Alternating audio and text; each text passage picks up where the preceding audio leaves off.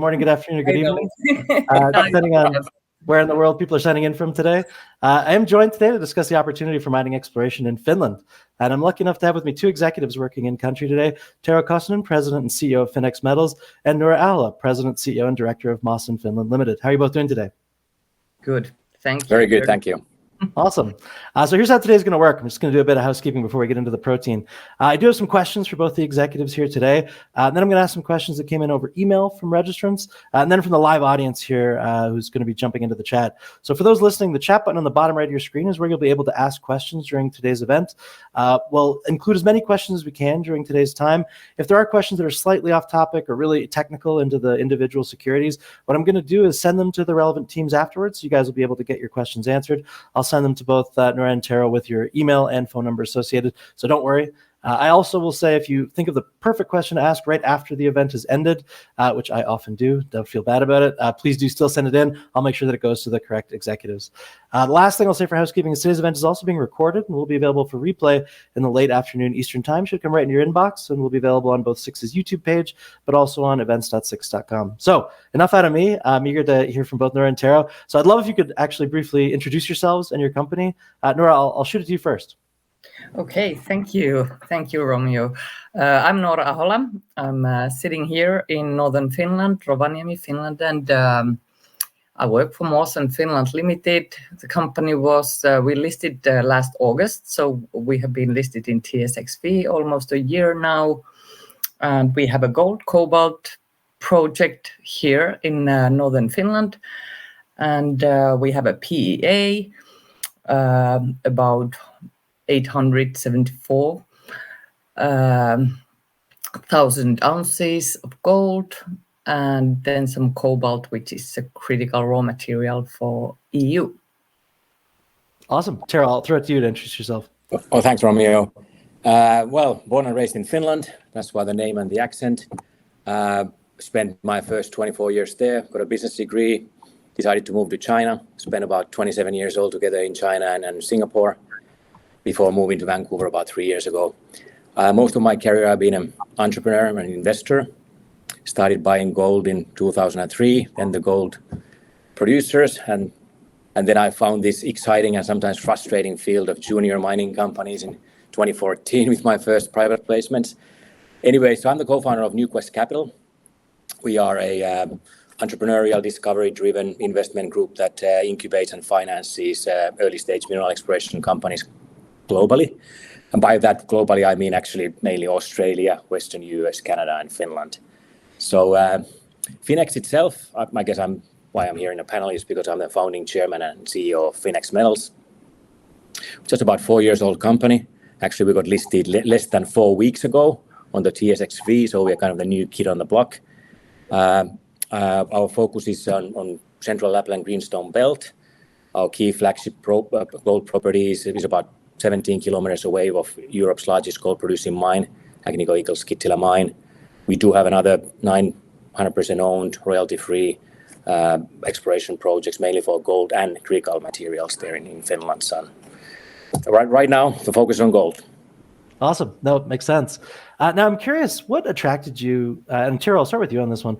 What attracted you and your company to explore in Finland specifically? What are the advantages to working there versus other jurisdictions?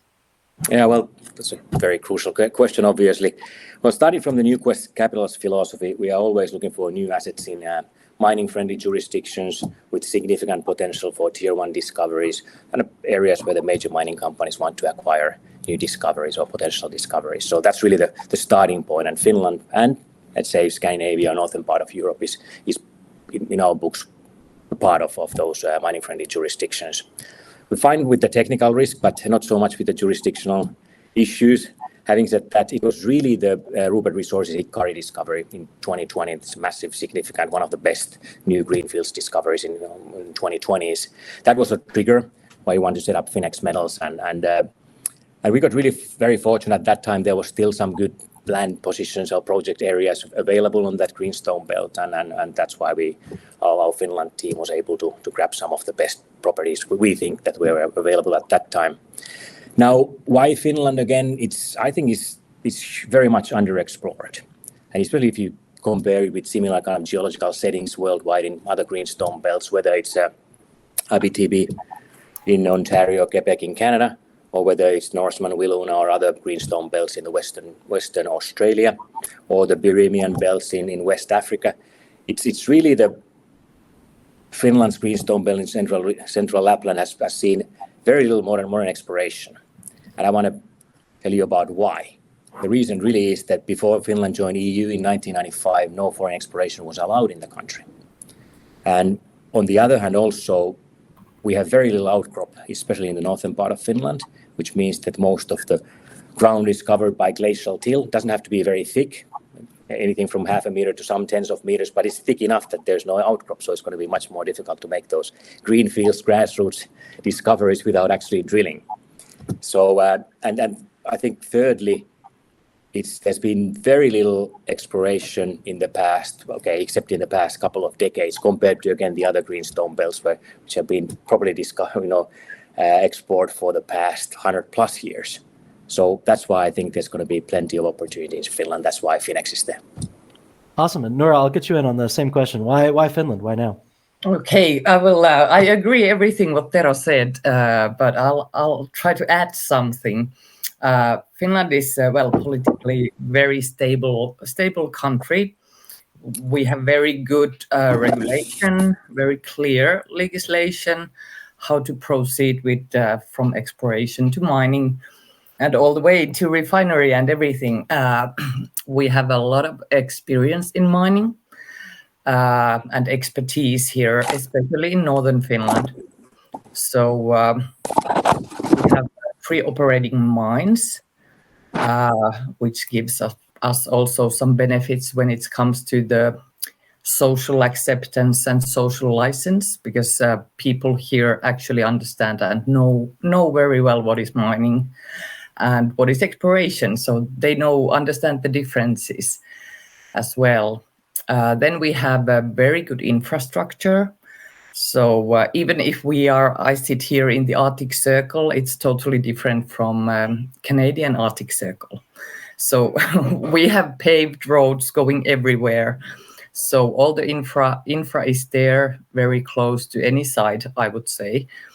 And like Tero said, we are highly unexplored still, but we have forest roads going everywhere. And I think, everything what Tero said, we have a very high standards as well for ESG, which is good nowadays. So you can actually proceed in a very responsible way and build good mines. There you go. No, lots to love for sure. And Tara, I'd love actually if you could expand on infrastructure. I'm curious if you, just being specific, how would you describe the quality and availability of roads, power, skilled labor, et cetera, around Finex's project sites? It's amazing. Well, let me elaborate. Our project is located somewhere in the latitude 68. I mean, Norra is kind of southerner compared to us where we are right now. I'm just kidding. So it's about 170 kilometers north of Arctic Circle, and people will be really thinking, oh my God, it must have helicopter camps and all this exploration, what about the CapEx? What about all this going to be super expensive there? Oh my God, it's going to be horrible. No, on the contrary, we've just absolutely fantastic road access, as Nora was mentioning already, like paved roads, or at least very, very well maintained forestry roads pretty much everywhere in there. And it's amazing for us. It's about less than 1 hour from a very nice ski resort, which can actually be used as a field camp, and it's being used right now during the off season. It's fantastic with all the facilities and whatnot. So we have it's about really less than half an hour drive right from there. We drive directly to our site where we are just about to start drilling, and we might need to walk about 200 meters, maximum 300 meters, and there we are on the site. So fantastic. So people wouldn't believe that one. We got power lines. We got obviously mobile networks are working in there very well. We got plenty of water. We got a nearby mine. So I just say it couldn't be much better than that anywhere. And equally important, of course, are the human resources there. So we have access to very skillful labor, great geologists, let's say world-class drilling companies. We're using Kati for us, fantastic family-owned, perfect drilling company. We got just completed drone max survey, Radai, another world-class service provider. been doing a lot of top of bedrock drilling in the past couple of years with companies like ADC right now with McLean. Again, fantastic work from those companies. You got these geo consultants, for example, Palsatec and Geopool, again, just top-notch people in there. So I would say even comparing, even the labs are within the driving distance. So again, pretty good. I'm sorry, I say it's amazing. There you go. Nora, I know you've already talked about infrastructure, but I'd love if you could just be specific about the infrastructure near Maasen's properties. Well, we are very close to the capital of Lapland, Rovaniemi city. So it's 35 kilometers from the city of Rovaniemi, where we have also railway, airport, everything. So very, very easy access, I would say. And even if the city is only of 60,000 people, it's the biggest city in Lapland. And I can tell you that I think they are expecting 2 million tourists to come here in the city next winter. So that tells that we have a lot of extra infrastructure built here. So, and everything what Tero said as well. So everything is here, very easy to work and build things. Geez, 2 million tourists. I didn't know you guys were like Paris. That's wild. I didn't know that. Yep. We have the Santa Claus also. Oh, there you go. No, fair enough. Nora, I'd actually love to start with you on this next question because I know you've got so much experience. What is the experience you've got told you about the permitting process in Finland? There's also a question in the chat that refers to that, so I'd love if you could get into the details. Oh yes, the permitting process. Let's say there are multiple levels. It's a process. It's very clear. Of course, I have worked with the environmental administration before mining business for over 10 years, so I know the process. I think it's stable when you do everything as the legislation say. It's very clear and predictable. You get, and now when we have this EU legislation, Critical Raw Materials Act, it will give some benefits for such projects which have these critical raw materials, as we have cobalt. So there will be timelines how quickly you can get your mining license eventually. Exploration permitting, it's one permit, very simple. I think our mining authority, they do the decisions in 3 months on average, which is relatively quick. And then we have a court system, but we have also a system for enforcement orders, so you can keep on working even if there would be an appeal. Environmental impact assessment when it comes to mining. I think most countries have some kind of a environmental impact assessment, and then zoning, land use zoning when you are actually planning a mine, and that is done together with the local municipalities. So when you know the processes in advance and prepare yourself, you will do great. No, appreciate that. Tara, I'll throw it to you for any additional comments on permitting in country. Yeah, I absolutely agree with whatever Nora was just mentioning. So Tukes, that's the Finnish Safety and Chemicals Agency, actually. That's the mining authority. So far, our experience has been fantastic with them. We just encounter very smart, professional, and business-friendly people in there. They understand what they do. And I know they are massively understaffed right now, which, of course, can be a bit of an issue there. There is a backlog of exploration license applications and whatnot. But again, we've been doing really well. So they have the ability to fast track some of the key projects for any new coming company in there. Whatever, as I mentioned, they are business friendly. They also want Finland to be export more and hopefully bring some new mines to the production at some point. Once again, I was born, unlike Nora, she lives in the northern part of Finland. I was born in southern part of Finland, so I wanted to specify that you have to be, again, careful about where do you want to apply for any license. And again, as a kind of coming from the south, I would be very hesitant or very, very much hesitant about trying to do anything in that part of Finland. But then again, the northern part it's been fantastic for us. And the other thing, I guess, to elaborate a little bit about this exploration license, because in many other jurisdictions you got a exploration license, but then you still need to apply separately for the drilling, for the separate drill bats and whatnot. But for us, basically, once you got the exploration license, you're good. Of course, you need to notify the stakeholders and you need to respect the land and whatnot. But still, you don't need to be always applying for new drill pads and whatnot. So that makes things much more efficient. That makes sense. Noora, I want to throw it to you. I know we talked about ESG kind of at the top of the hour, but I want to throw it to you for a bit of a deeper dive there. I know there is a strong ESG focus in country with pretty high environmental standards. I'm curious how mining companies balance rapid development, which it sounds like the country's looking to do, and certainly your companies are looking to do, with those sustainability requirements. Well, I think most companies working in Finland, they are members of Finnish Mining Association. Mm-hmm. And it was almost 10 years ago when we started building this kind of a Finnish TSM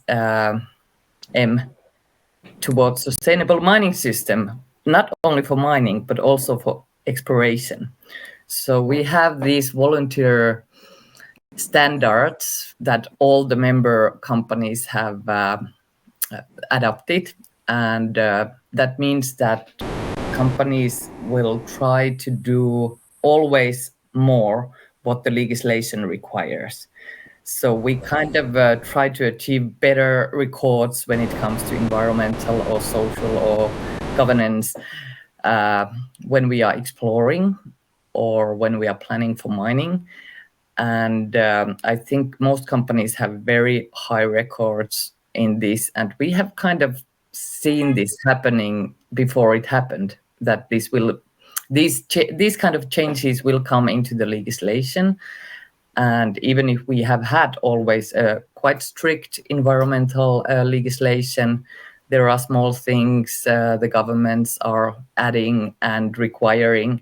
So I think we have been well prepared for that with these Finnish Mining Association standards and using the system.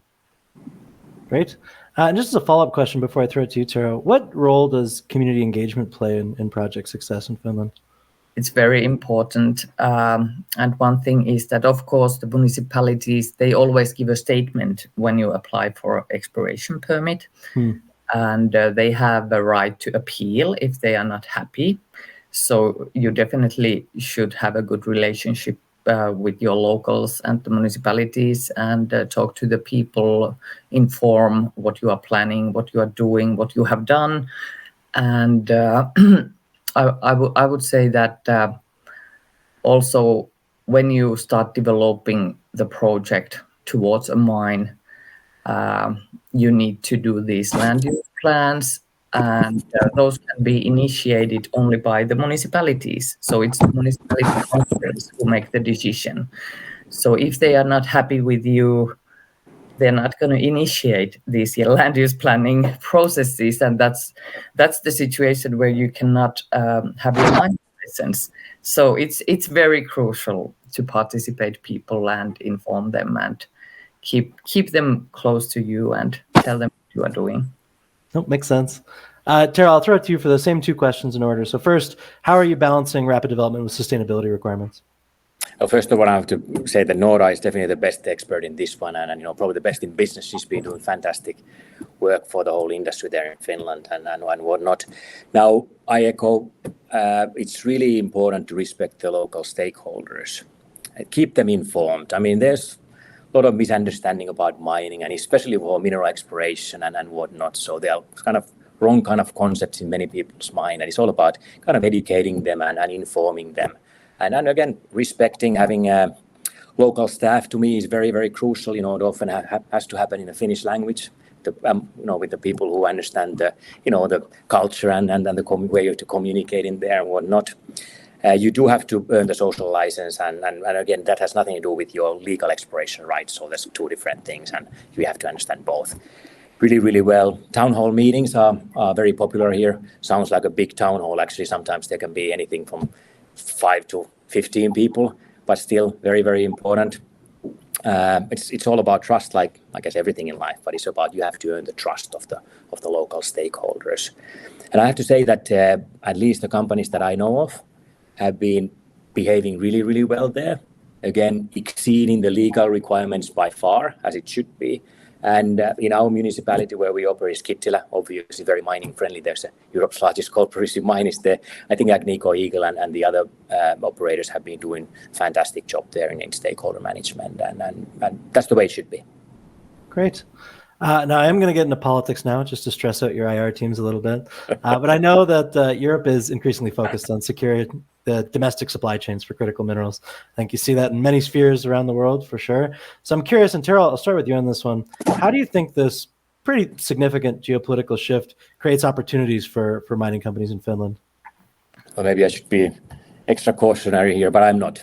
So I think finally, EU is kind of waking up. It's clearly more focus on this topic, very crucial topic in the past few years, especially since the geopolitical issues closer to home. I think kind of unfortunately it's a bit perhaps too little too late, but at least it's improving. So the direction is right. Now we have to understand that maybe it's EU that produces roughly about 2% of world's minerals, but consumes about 20%. So there's quite a bit of disconnect in there. So something should get done differently. So with the Critical Raw Materials Act initiated by EU, there are definitely more initiatives already. But I still think that not enough, especially for the exploration stage. I think there's a bit of a more focus on the fancy battery factories and whatnot, but kind of there's bit of a disconnect between the supply chain. We need to have the materials. We need to find and discover the raw materials first. Then we need to be able to mine them, and then processing them, and then we can supply the materials to the fancy battery factories. But that's kind of my thinking. I think we already have some of the best companies in this field who are operating in Finland. We have there seems to be increased appetite for newcomers, for major mining companies. But the existing ones with operations or significant deposits include Terrafame, Boliden, they have the Kevitsa mine, Anglo American, they have world-class Sakatti deposit in there, Finnish Minerals Group with the exceptional Sokli deposit in eastern Lapland, could be probably the largest phosphate deposit in whole Europe. And just massive potential for rare earths in there. So definitely there is a lot of potential, and the major mining companies are paying attention to that one. Right. Noora, I'll throw it to you for politics. What do you think about how geopolitical winds are going to affect Finnish mining companies? Well, I really believe that positively, in a positive way. Like Tero said, now the EU, they have kind of woken up. And the decision makers also in Finland, they like what we did this year. Was it early this year when this new national mineral strategy was announced? And it has very good objectives to increase remarkably the national and inside the EU production. And probably they are still thinking about the practices, how to do that in practice a bit. And of course, companies are helping and communicating with the government people and decision makers to kind of eventually increase and create these value chains within EU and also inside Finland, because we have possibility to do that. And there is all the way, not only the increasing of the production, but increasing the recycling. And I think there are good possibilities to find ways to get better. And which metals are you seeing the strongest demand for right now? Like what's the buzz in country about what people are looking for and talking about? Well, I would say definitely these battery minerals and metals, they are one big discussion: copper, cobalt, lithium. So it's kind of normal people start realizing, okay, we need for these. And of course, because they are in the EU's Critical Raw Materials Act and separately listed, some of them are strategic. So I think that's a big discussion. But I also believe that in Finland, most people realize that we need other raw materials to many other things as well. Sure. So it's not just concentrated on these, but when it comes to these geopolitical discussions, it's a lot about the battery minerals. No, appreciate that. Tara, what are you hearing for what metals are, what's got the buzz? Well, first of all, I mean, Finland is by far Europe's largest producer of nickel, PGM, so platinum, palladium, and cobalt.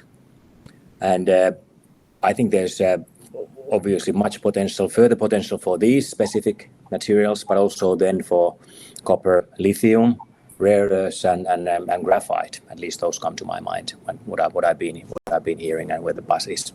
No, appreciate that. Now, I know you already referenced this, Tara, but I'll ask just if you could broaden out. Are you seeing increased interest or funding opportunities from European partners, institutions? I know you already talked about major mining companies, but are you seeing it from those other angles as well? I am, but once again, I mean, it seems that everybody is looking for, near production, very advanced stage projects, and then we'll be talking about tens of millions of euros in support. It's a bit of an issue for the exploration stage companies like ours, because our market cap is probably around 15 million euros. So yeah, there's a bit of a disconnect, I guess, in this respect. So there's money available, but then again, there are not that many very, very advanced projects or advanced stage projects. So right now, actually, it's really more reliant on the major mining companies or let's say advanced technology companies. Just one example would be cobalt. So they are really heavily now focusing on Finland as one of the key priority markets for them, and they are establishing their presence there. So it tells something about the potential in Finland for sure. No, appreciate that. Nora, same question. Are you seeing any increased interest from European partners or institutions? Yeah, I do. Actually, 80% of our investors come from Europe, which is quite a lot. So, I think, like Tero said, one part of this story is the cobalt. And well, of course, let's say that the economics originally they come from the gold, but like anywhere in the Nordics, cobalt would be a side product. So, but that kind of it's very interesting to talk to investors, because I talk investors in Canada or Australia, and then mostly in Europe.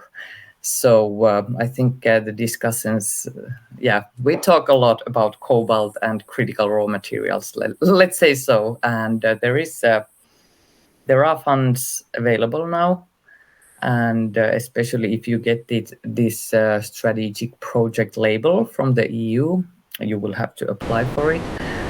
Then there will be even more bigger money available.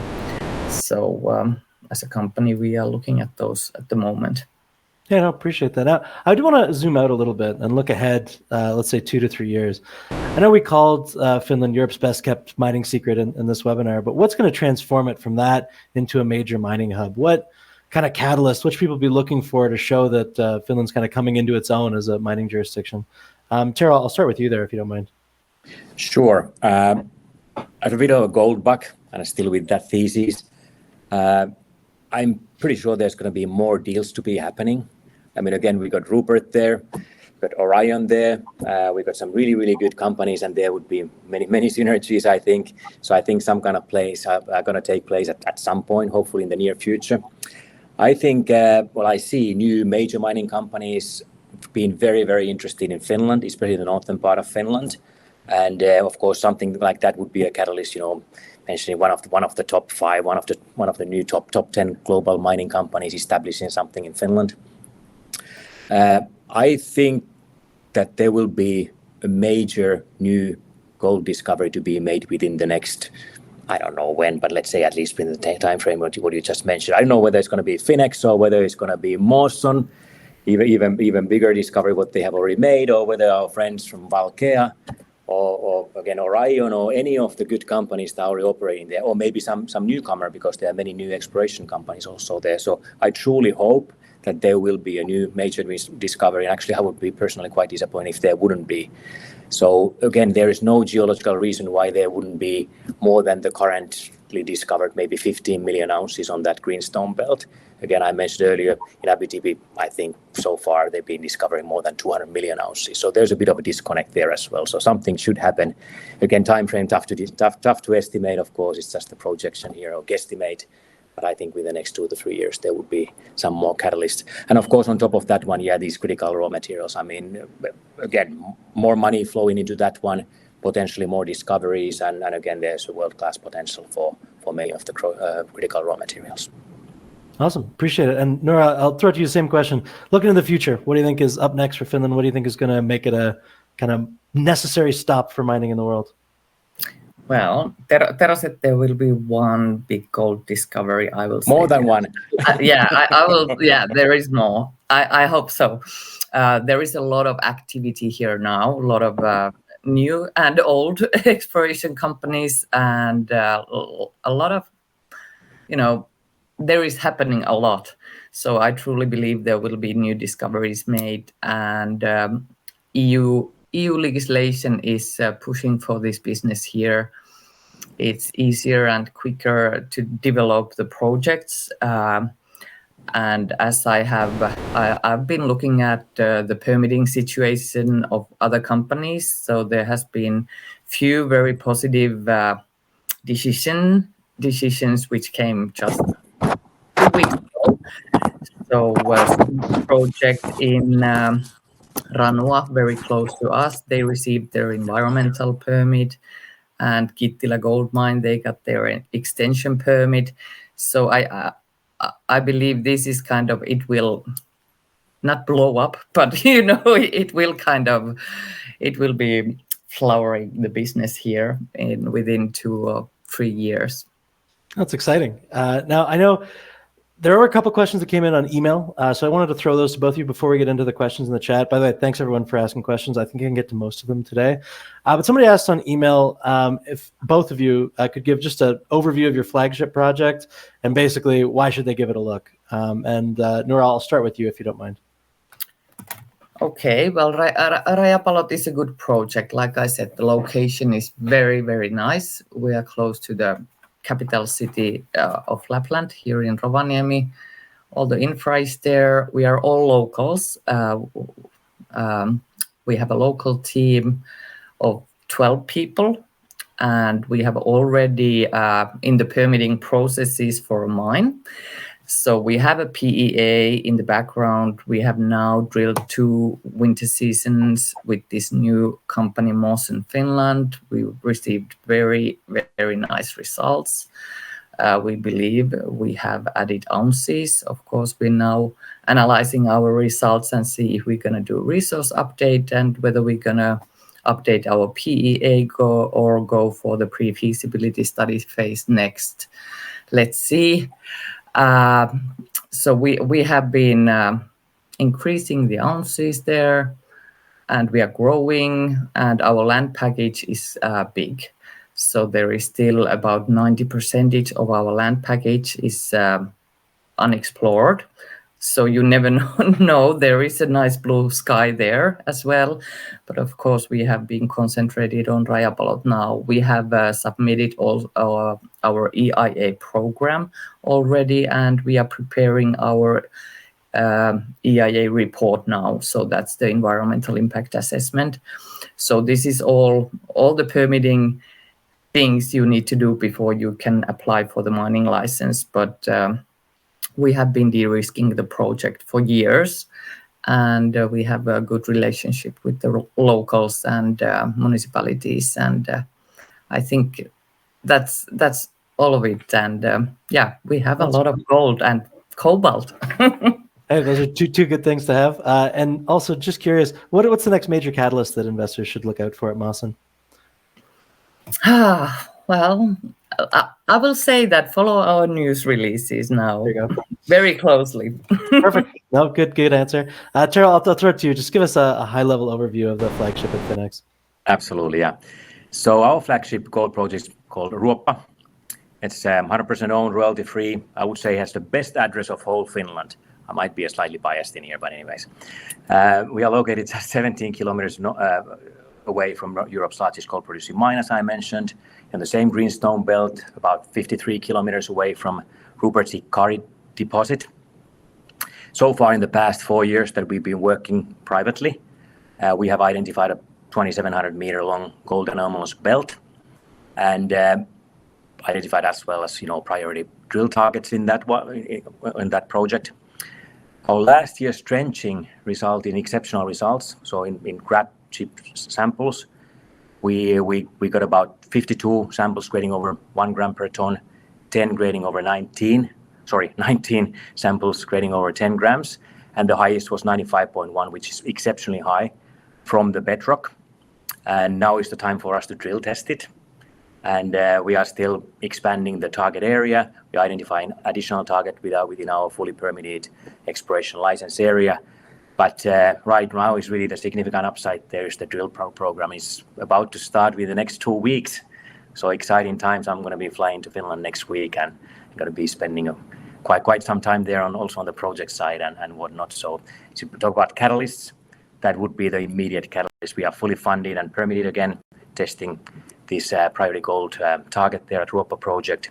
We start core drilling, about 2,500 meter program planned, and again, exciting, potentially immediate catalyst coming.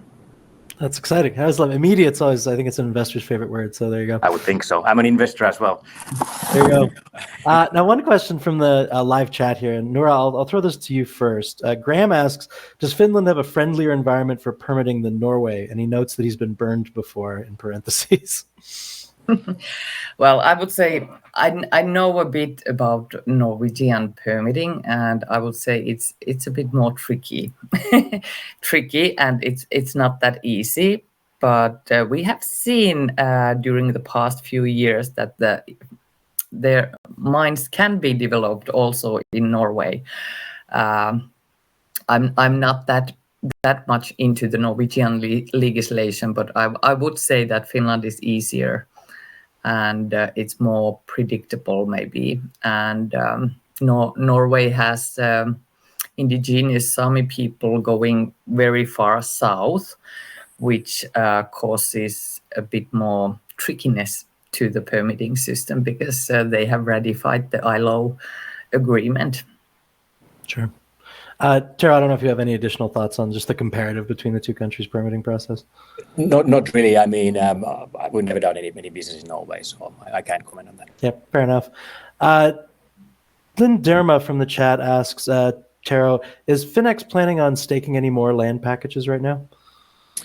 Well, that's a good question. We do have, as I mentioned, we have already 10 projects, and actually we expanded the current land package around the fully permitted Ruopa project. So right now we got plenty of land. Having said that, our guys are always looking for some new opportunities. You never know, right?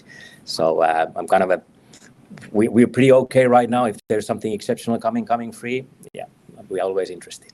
Perfect.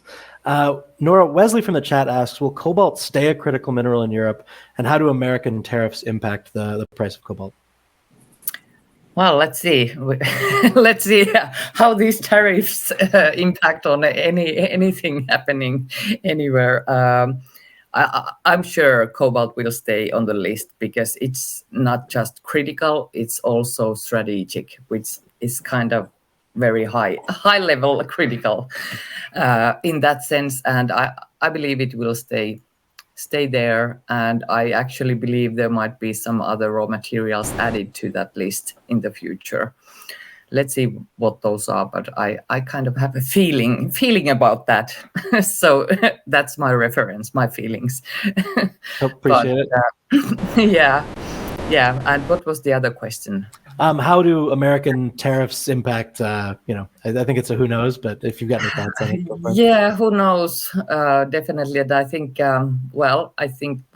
if it comes to if we try to build value chains inside the Europe, then it doesn't matter that much. But if we want to export, that might be a different case then. So, sure. Yeah. Fair enough. Of course, I hope the cobalt price would go up. Sure. Tero, I got one for you. What is the drilling plan for Ruopa project? How many holes, length, etc.? Okay, so as I mentioned, it's going to be approximately 2,500 meters. Right now, we have identified 6 priority drill holes. And since it's a first maiden program, whatever, so we need to leave a little bit flexibility, about the the length and actually even the number of holes. So that's to be decided by our exceptionally good team on the ground.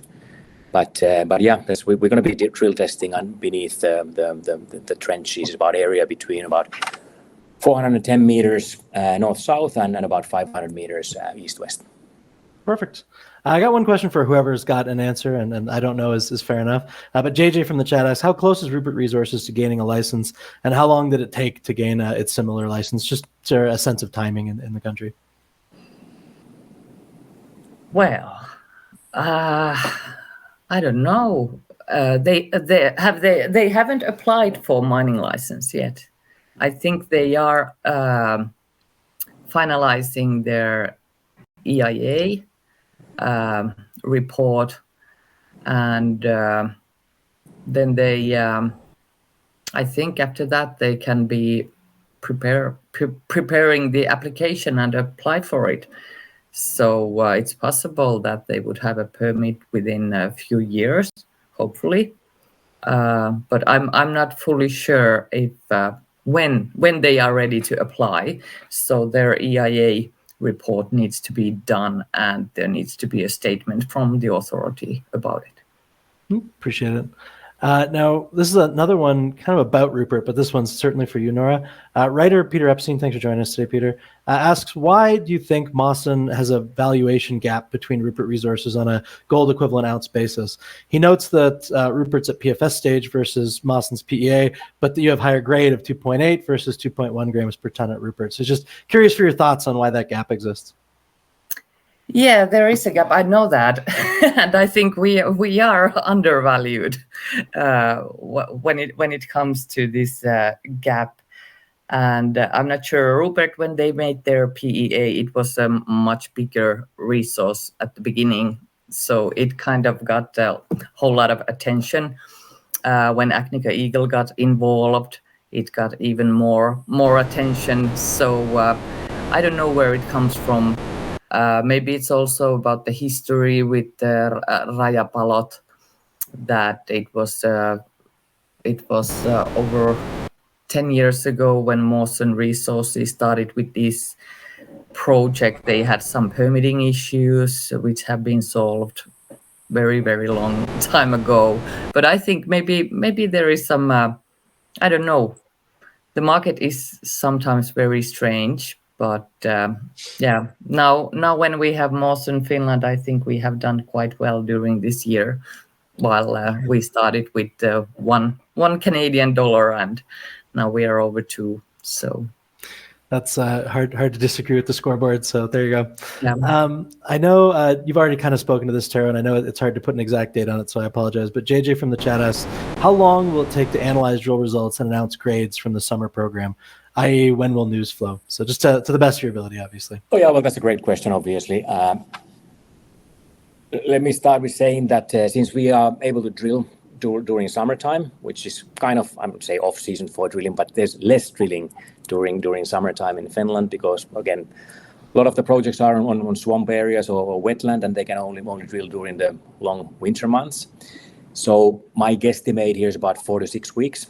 But again, I mean, still kind of an estimate and depends. But anyways, I think the investors should be able to anticipate some results within September, late September, and then definitely by early October. So, I mean, it's a couple of more months, but yeah, it's, I would say, still rather immediate.